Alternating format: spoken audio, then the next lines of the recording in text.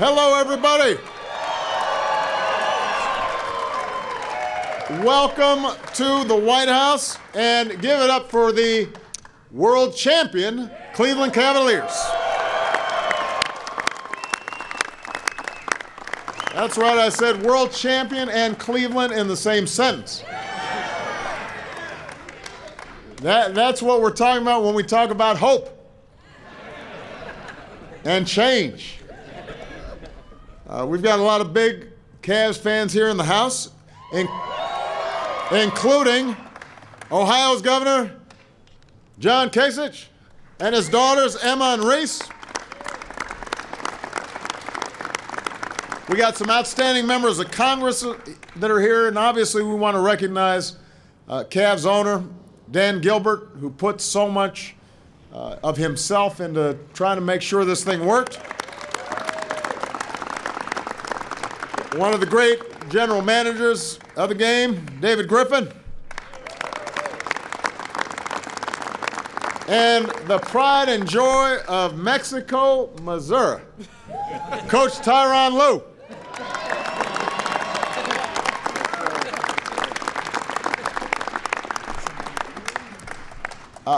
I also, before I go any further, want to give a special thanks to J.R. Smith's shirt for showing up.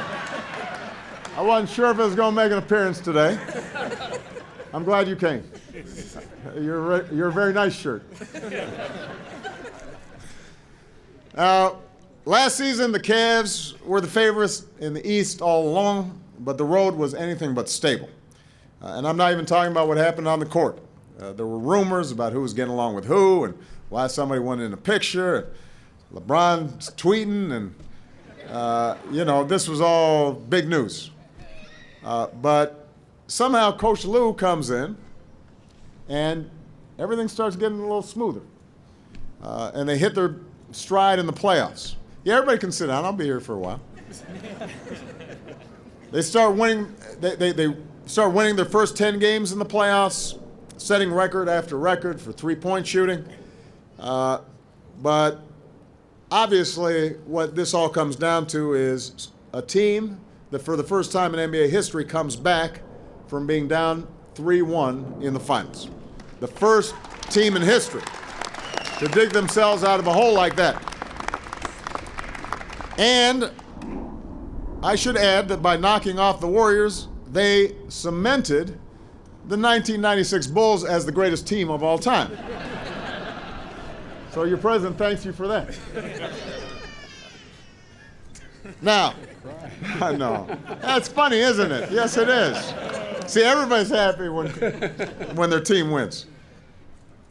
The comeback was remarkable, and you learn about people when they're down against a historically good Warriors team. Cavs won games 5 and 6 by double digits. You had both LeBron James and Kyrie Irving becoming the first duo ever to score 40 points apiece in a finals game.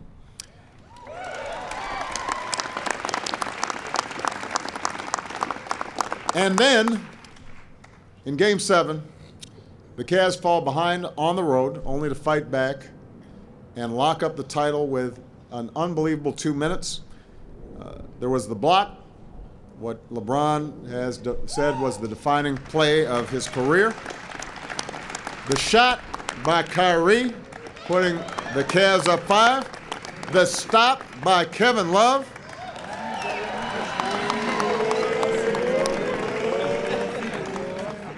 Boy, I mean, Kevin was moving. I hadn't seen defense like that.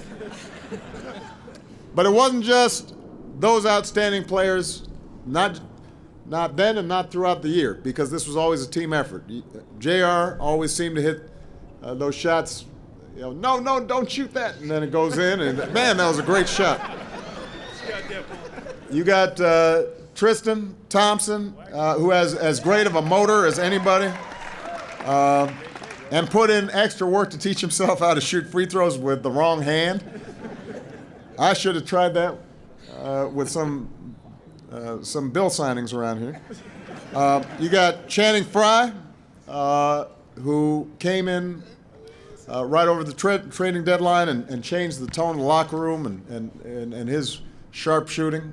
Richard Jefferson, Dante Jones, providing leadership and giving inspiration to all of us old people that, you can still do something at that age. Iman Shumpert, playing not only great defense and scoring, but also delivered his wife's baby in the bathtub, using a pair of headphones to tie off the umbilical cord. Now that's something right there. That was an all-star move.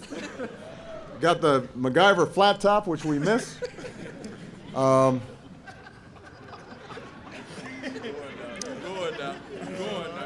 of course, there's the guy LeBron calls his favorite player of all time, James Jones. The two are a package deal. 6 straight finals appearances. Their names even go together. LeBron James Jones.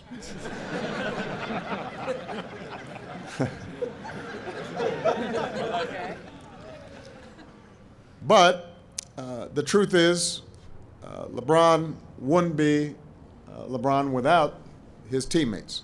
Kyrie, Kevin, Tristan. Michelle's brother, who was an excellent basketball player, always says that you can learn a lot about somebody's character by the way they play basketball. And when you see LeBron James, it is not just his power and his speed and his vertical. It is his unselfishness. It is his work ethic. It is his insistence on always making the right play. It is his determination, all of which makes him one of the great players of all time. And you saw it in those last 3 games. Put up some of the most staggering statistics in finals history. He did it the year before, despite injuries, dragging his team along to make a very competitive series. You saw it when this kid from Akron broke down and fell to his knees when he realized that he had finally fulfilled a promise that he had made all those years ago and delivered that championship back to Northeast Ohio. So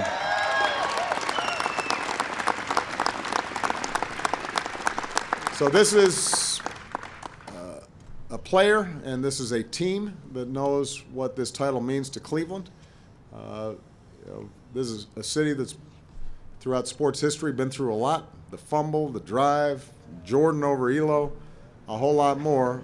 But through it all, Cleveland was always believe land, and that's why the Cavs have always given back to their fans and the community that's been so loyal to them.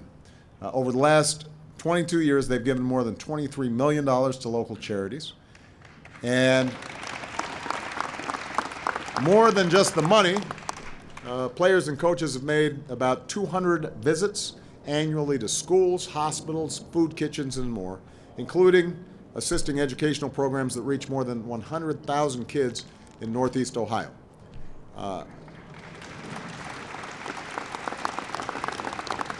And these Cavs exemplify a growing generation of athletes that are using their platforms to speak out.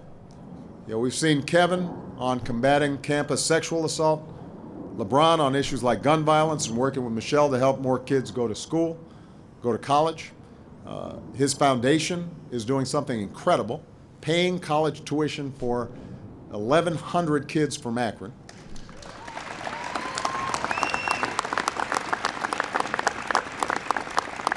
I should mention that as we were walking out, Dan Gilbert has been unbelievable in the work he's been doing in Detroit, his hometown, and giving back. And finally, earlier today, the Cavs met with Attorney General Loretta Lynch and my senior advisor, Valerie Jarrett, to discuss steps they're taking to help build understanding between law enforcement and the Cleveland community, part of a league-wide effort to build stronger communities all across the country. including holding open conversations so we can begin to bridge divides and diffuse tensions and see each other as one American family. It's really important work. It's just one of a number of recent efforts. We've been proud to partner with the NBA during my time as president, from the league's support of My Brother's Keeper initiative to the mentoring initiatives to Michelle's Let's Move and Joining Forces efforts. The NBA has been a model for positive change, and the fact that it's not just a responsibility of government, it takes all of us, businesses, nonprofits, athletes, role models, working together to achieve the progress that we seek.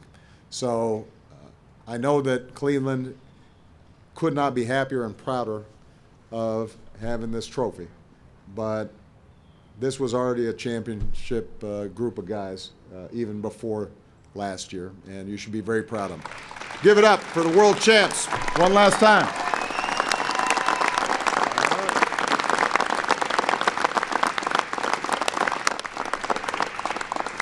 Dan, you want to say anything? Okay. You guys got anything to say?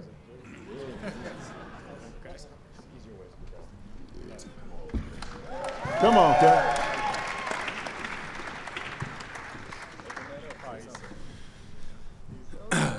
No, I'm not. So, from the 2016 World Champion Cleveland Cavaliers, we wanted to present this 16 Obama jersey. I like this. Come on, guys. You got anything else? Now, the only thing is, though, these sleeves get tight. Can I tear these out? Can I rip them? You can rip Ron rips it. Yeah, I'll show you exactly how to do it. I'm joking. All right. Well, why don't we strike the podium here so we get a better picture? Team, come on up. See, I got a good team, too.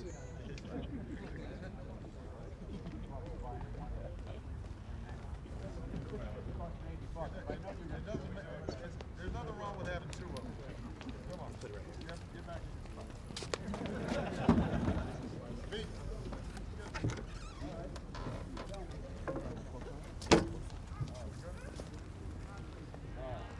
Am I blocking anybody? Can you see everybody? All right.